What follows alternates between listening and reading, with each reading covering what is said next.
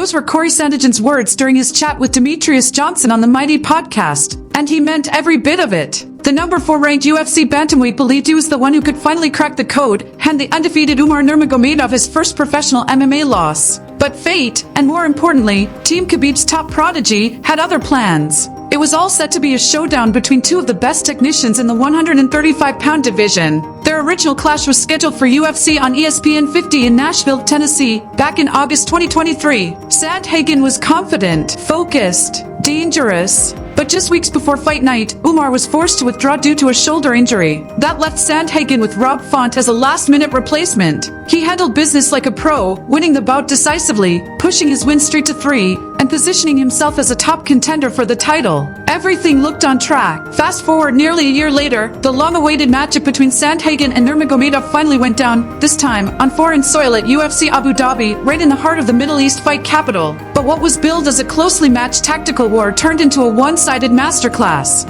Umar Nurmagomedov, cousin of the legendary Khabib, walked into the octagon with the calm confidence of a seasoned champion, and he backed it up with every round, dominating the stand-up exchanges, nullifying Cory's movement, and maintaining control throughout. Umar earned a clear-cut unanimous decision victory. There was no controversy, no gray area, just excellence. For Sandhagen, the loss was more than just another L on his record. It was another near miss in a career that's had too many of them. Frustration and regret, Sandhagen opens up. In a candid interview with MMA Fighting, Sandhagen didn't sugarcoat how the fight went down, or how it affected him mentally. Umar fight, I feel like a frustration lost me that fight a little bit. I kinda went in with the mindset that he was going to be very hard to hit. Instead of just acknowledging that as part of the challenge, it frustrated me. I trained so hard to prepare for someone like him, but when it didn't work in the cage, I got even more frustrated. Sandhagen explained how stepping away from his usual fighting style was the real mistake. I got away from what I do best. And when you do that against a top-level guy,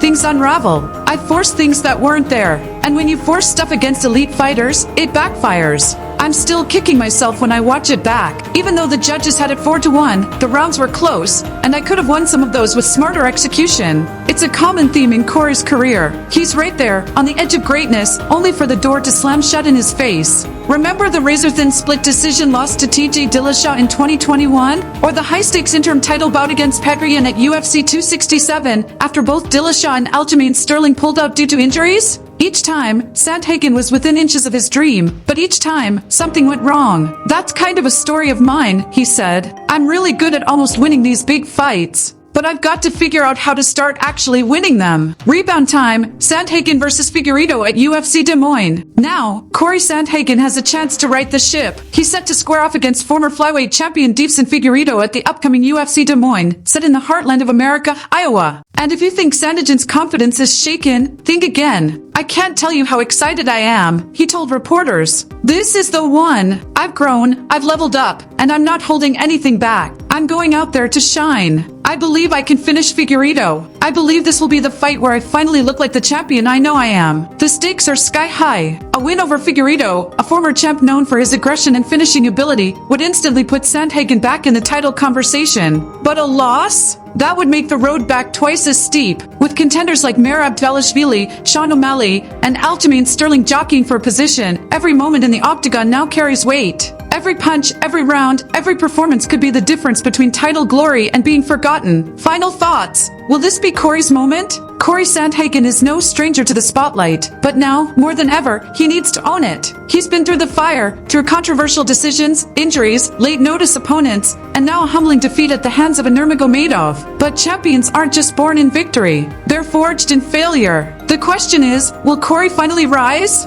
We'll find out in Des Moines. One thing's certain, the fight game isn't just about physical skills. It's mental, emotional, and deeply personal. And Sandhagen? He's bringing all three this time. Oncoming fist like this breakdown? Want more real talk from inside the octagon? Mobile phone with Arrow. Subscribe now to stay updated on all things UFC, from fighter interviews and fight predictions to behind-the-scenes drama and epic post-fight reflections. Backhand index pointing right. Join the fight fam. Hit that button. And don't miss what's next.